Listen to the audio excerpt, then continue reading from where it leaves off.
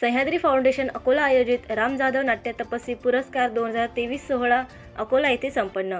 श्री हरीश इथापे, ज्येष्ठ रंगकर्मी वर्धा यांना अलका कुबल, सुप्रसिद्ध सिने अभिनेत्री व डॉक्टर दीपक मोरे यांच्या शुभ हस्ते श्री हरीश इथापे यांना राम जाधव नाट्य तपस्वी पुरस्काराने सन्मानित करण्यात आले।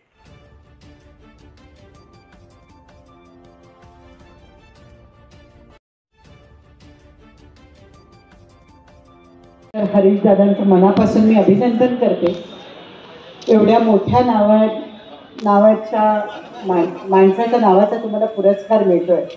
कैलासवासी राम जाधव ज्यांनी एवढी नाट्यसेवा केली आहे, ज्येष्ठ रंगकर्मी आहेत आणि तुम्ही तो वारसा चालवलात, त्यांच्या सावलीत तुम्ही तयार झालात आणि तुम्ही बरेच कलाकार घडवताय। हरीश दादा, मला तुमचा सत्कार करण्याचा जो सन्मान मिळाला त्याबद्दल मी अत्यंत सगळ्यांची आभारी आहे। आणि मी आत्ताच सत्यशोधकचा प्रीमियर आताही पाहिला आणि मगाच्या एका कार्यक्रमातही पाहिला। सर्वात प्रथम मी निलेश म्हणा, संदीपजी किंवा सगळ्या टीमला खूप खूप शुभेच्छा देते की फिल्म असं वाटतं, आतूनच वाटते की खूप जोरात चालणार। सिनेमाशी माझा काही संबंध नाही, पण एक व्ह्युअर म्हणून, एक ऑडियन्स म्हणून मी हे सांगते। Sandeep, Nilesh, God bless you, खूप चालू दे फिल्म, एवढंच मी सांगते। आणि हरीश दादा, मला खरंच आनंद होतोय तुम्हाला पुरस्कार मिळाल्याबद्दल। Again happy Congress. धन्यवाद अलकाजी। मला मी शुभेच्छा देतो। आता थोड्या वेळापूर्वी त्यांचा माझा परिचय झाला। त्यांनी त्यांच्या 13 या नाटकाविषयी मला जे थोड्या शब्दात त्यांनी जे समजावून सांगितलं, खरोखर सगळे मनाला भेटणारे विषय ते हाताळत असतात। सामाजिक भान असलेले नाट्यकर्मी ते आहेत, त्यांना मी मनपूर्वक शुभेच्छा देतो। धन्यवाद। प्रामुख्याने उपस्थित असलेले आदरणीय बाळासाहेब, आदरणीय अंजलीताई आणि उपस्थित सर्वच मान्यवर आणि रसिक श्रोतेवर, मला कल्पना आहे की बाळासाहेबांचं अंतरंग जाणून घेण्याकरता आपण सगळे उत्सुक आहात। आणि अशा वेळेस मी मध्ये यावं असलं कुठलंही कारण नसावं, पण तरी भावना व्यक्त करणं आणि भावना व्यक्त करण्याची संधी सोडणं असा मूर्खपणा मी करणार नाही। ज्या तपस्वीच्या नावे आम्हाला पुरस्कार मिळाला आहे ते आदरणीय राम जाधव उपाख्य मामा।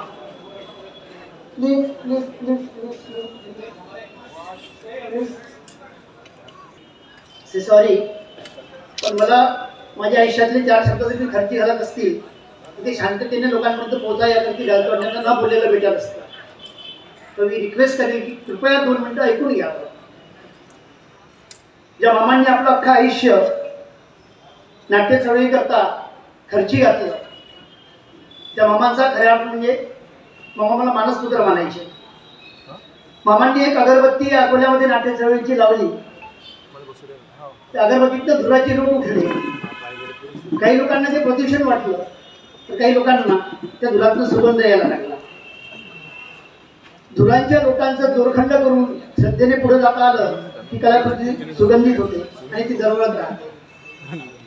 कदाचित त्या धुराच्या लोटाचा मी दोरखंड करून श्रद्धेने पुढे गेलो म्हणून आज सुगंधित झालं असं मला वाटतं। आणि याचं श्रेय जर कुणाला जात असेल ते मामांना जातं। मी अकोलेकरांना त्यांचं कौतुक याच्यासाठी आज करणार, आयोजन समितीचं आणि अकोलेकरांचं, की आपण मामाने जी काही नाट्य चळवळ राबवली, ती नाट्य चळवळ असताना आपण मामाला मामा ठेवलं, मामाचं मम नाही होऊ दिलं। आणि सध्या वर्तमान स्थितीमध्ये कलावंतच नाही तर सगळ्या चळवळीच्या लोकांना ममकडे कसं नेता येईल हा एक जोरकस प्रयत्न सुरू आहे। आणि तीच खऱ्या अर्थाने तुमची आमची लढाई आहे। जो काही धडे, जे काही 4 धडे मला मामांनी दिले, त्या मामाच्या दौडीतल्या भातीचा तुकडा आज मला मिळालेला आहे पुरस्काराच्या रूपाने। माझं जे काही 13 नाटक जागतिक पातळीवरती गेलं, ते 13 नाटक उभं करत असताना मी नाम फाउंडेशनचा सुरुवातीपासूनचा एक कार्यकर्ता राहिलेलो आहे। त्यातलं जे काही मी शेतकऱ्यांचं दुःख बघितलं आणि मला हे कळलं की रंगभूमी ही खरी म्हणजे वेदना मांडणारी भूमी आहे। ती रंजकता असावी, पण सोबत समाजाला अंजन डोळ्यामध्ये घालणारी पण असावी।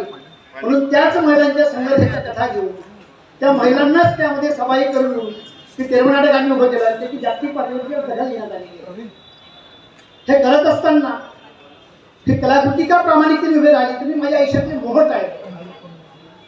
माणसांना आयुष्यातले मोह टाळता आले पाहिजे आणि रंगभूमीवरती काम करताना ते निश्चित टाळता आले पाहिजे. तुम्ही जर मोह नाही टाळले तर त्या आयुष्याचं मातेर होतं. म्हणून मोहाच्या फुलाची दारूबंदी आणि गुलाबाच्या फुलाचं अस्तर होते. मी रंगभूमीवरती काम करत असताना ते सगळे मोह टाळले आणि माझं काहीतरी देणं लागतं या भूमीशी, माझं काहीतरी नातं आहे या भूमीशी, माझं मातीचं नातं मी घट्ट ठेवलं म्हणून मला अंकुर फुटला. माझं मातीचं नातं घट्ट नसतं तर कदाचित माझा अंकुर करपला असता. तो अंकुर माझा कायम राहिला, त्याला पालवी फुटली. आज परत 2 पालव्या पुरस्कार निमित्ताने फुटल्या. ही चळवळ माझ्या हाताने अशीच पुढे सरकत राहो अशी या निमित्ताने मी अपेक्षा व्यक्त करतो. आणि मामांच्या 2 इच्छा ज्या माझ्याकडनं करायच्या अपूर्ण राहिल्या त्या प्रामाणिकपणे अकोलेकरांसमोर मी व्यक्त करतो. मामांची एक इच्छा अशी होती की हरीश तू काही कर, पण एकदा अकोल्यामध्ये येऊन अकोल्यातल्या रंगकर्मींना घेऊन त्या कलाकृती उभी कर आणि तिला राष्ट्रीय पातळीवरती ने. ती करायची सुरुवात करणार तेवढ्यात कोविड आला. आणि दुसरी मामांची इच्छा होती की आता मला शेवटले जे काही दिवस आहेत ते तुझ्या ॲग्रो थिएटरमध्ये काढायचे आहे. नवीन अपडेट मिळविण्यासाठी चॅनलला लाईक आणि सबस्क्राईब नक्कीच करा.